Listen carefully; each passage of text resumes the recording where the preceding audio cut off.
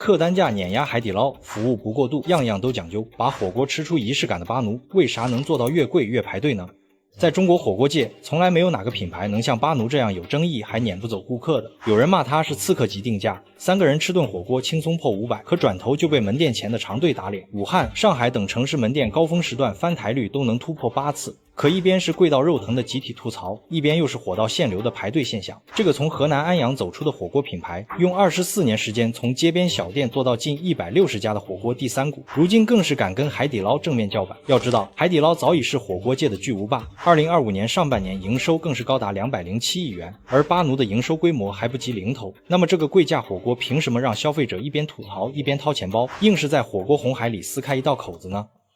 ？1996年，巴奴还是河南安阳的一家小火锅店，创始人杜忠斌那会儿还是个刚入行的餐饮小白，没钱没实力，只能靠着味道取胜。直到2009年，杜忠斌带着团队进军郑州，本想在省会城市大展拳脚，却遭遇了当头一棒。当时的郑州火锅市场早已被海底捞垄断，消费者提到火锅，第一反应就是海底捞的美甲、擦鞋和无限吃的零食。巴奴的门店刚开业就门可罗雀，即便模仿海底捞推出类似的服务，也只是东施效颦，根本吸引不来顾客。可眼看就要败走郑州，杜忠斌做了一个大胆的决定，停止跟风，做好吃的食材。2012年，巴奴正式更名巴奴毛肚火锅，喊出了震动行业的口号：服务不是特色，毛肚与菌汤才是。这个决定在当时看来简直是自寻死路，毕竟海底捞的服务已经成了行业标杆，所有品牌都在拼命跟风，巴奴却反其道而行，相当于主动放弃了最热门的竞争赛道。但事实证明，这条反内卷的路走对了，巴奴把所有精力都砸在了产品上。为了找到最优质的毛肚，团队跑遍全国，最终选定四川黄牛百叶，还研发出12道净化工序，首创7上8下15秒的涮烫标准。2015年之后，巴奴开始走出河南，向北京、上海、深圳等1线城市扩张。和海底捞全面铺开的策略不同，巴奴坚持直营模式，所有门店统一管理、统一配送。数据显示，巴奴在客单价120元以上的品质火锅市场占据了3.1%的份额，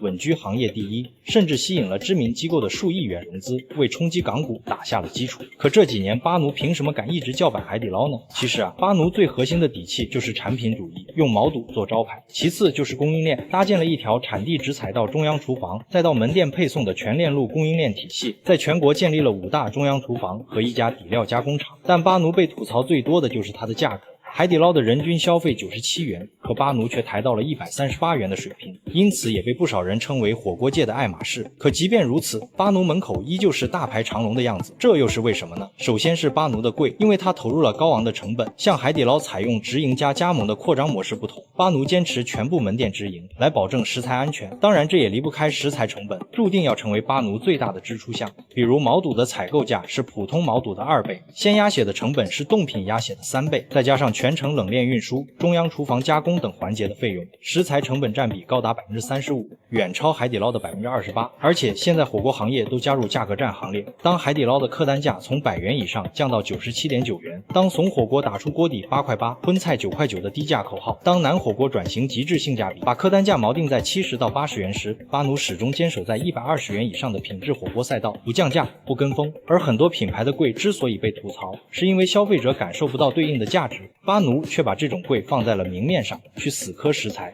而这种价位也决定了它的消费群体只是少部分人，比如25到45岁的中产阶级、都市白领和品质生活的人群。这也是为什么巴奴发展了20多年，门店也只有100多家店的原因。当然，巴奴的未来也面临着不少挑战，规模扩张与品质把控的矛盾，上市后的盈利压力，竞争对手的反击，食品安全的风险。但不可否认的是，巴奴已经成功证明了品质火锅的可行性。就像网友说的，消费者不是不愿意花钱，而是不愿意花冤枉钱。巴奴的成功不过是抓住了这个最简单的道理。